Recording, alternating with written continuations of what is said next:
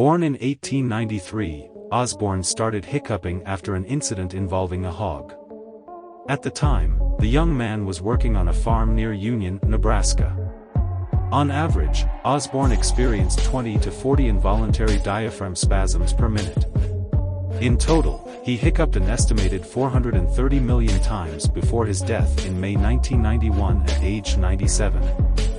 Though Osborne traveled long distances to visit an array of doctors, none could find a cure.